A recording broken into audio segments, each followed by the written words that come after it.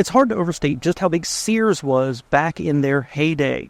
Brands that we're still familiar with, like Die Hard Batteries, Craftsman Tools, Dean Witter, Allstate Insurance, Kenmore Appliances, and maybe in your wallet, you have a Discover card. Every single one of those was a Sears product that they introduced. It's not unfair to say that in their heyday, they were the Walmart of the time, but they were most famous for their catalog.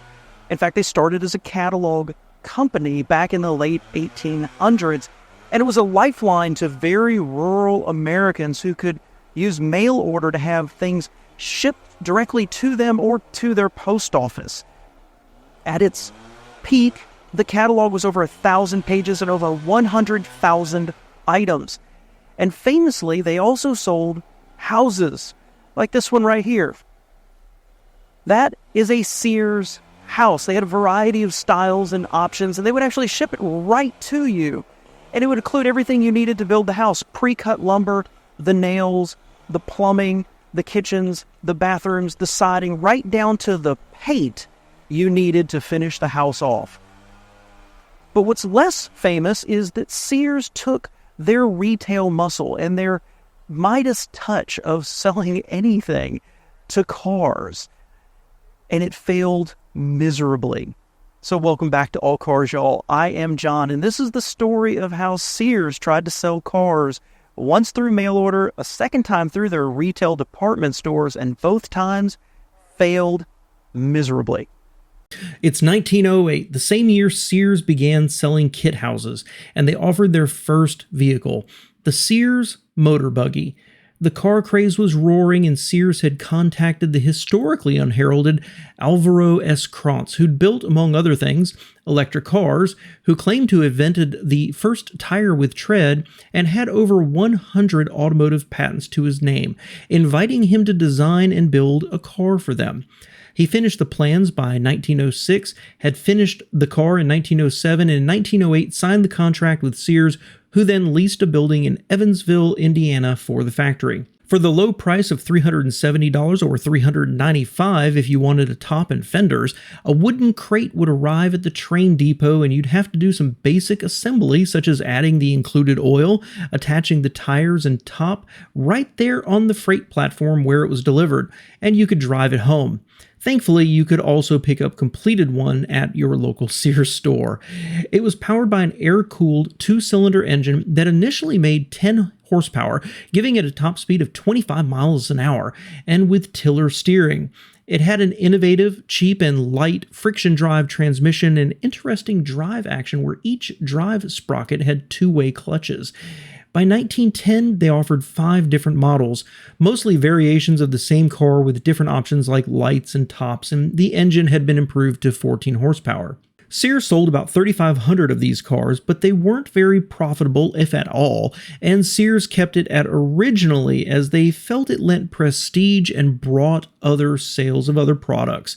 But they ended sales in 1912, and the assets were absorbed by the Lincoln Motor Car Works that has absolutely no relation to the Ford brand, and that company briefly made cars and a light truck in 1913.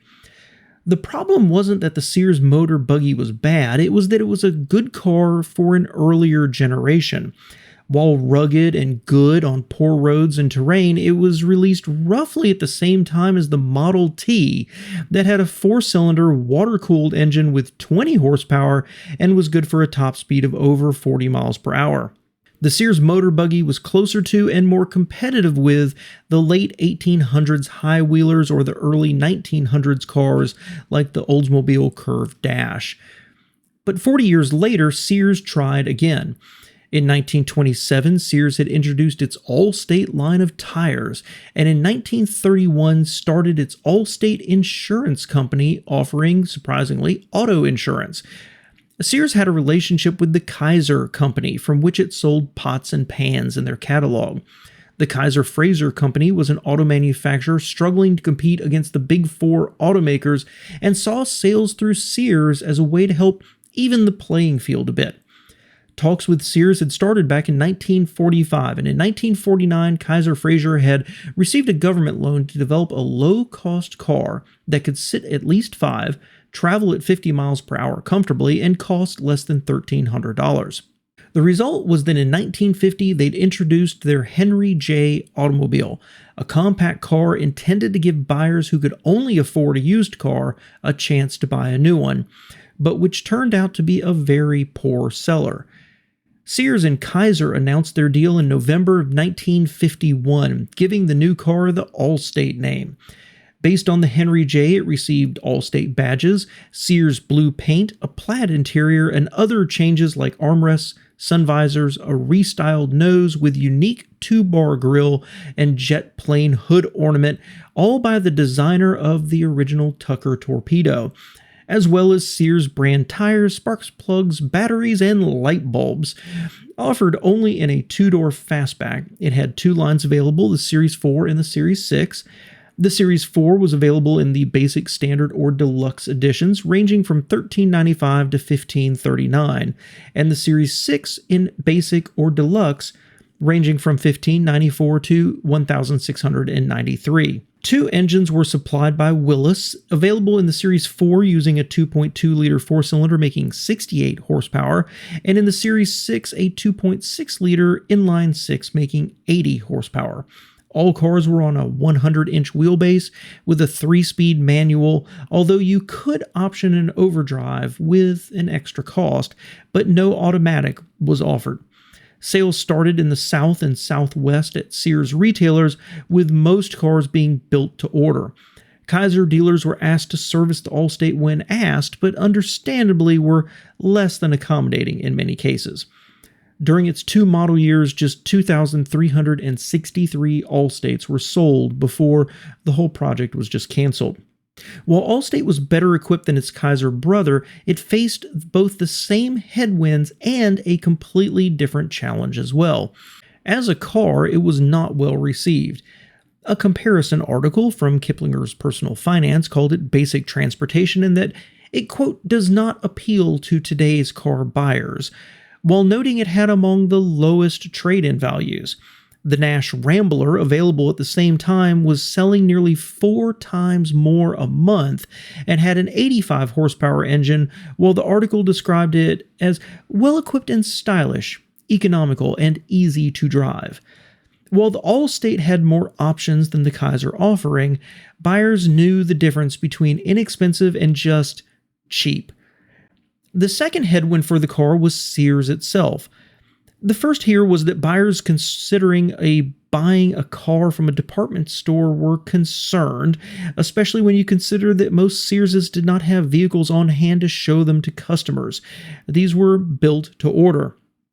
The second was that Sears did not accept trade-ins, so customers were left to figure out what to do with their current car or just go down the road to a friendly dealership who took trade-ins. In short, Sears attempted to put their marketing muscle behind selling cars twice, and both times with rather disastrous and unprofitable results.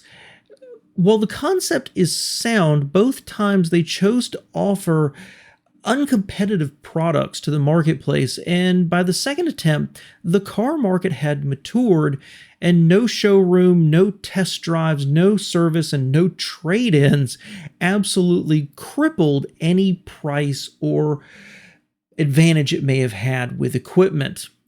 But perhaps more interesting is that Sears and Allstate weren't done here. They'd begun selling scooters in 1948 made by Cushman and Vespas in 1951. They added Puch mopeds, scooters, and motorcycles in 1954 and Galera motorcycles in 1966.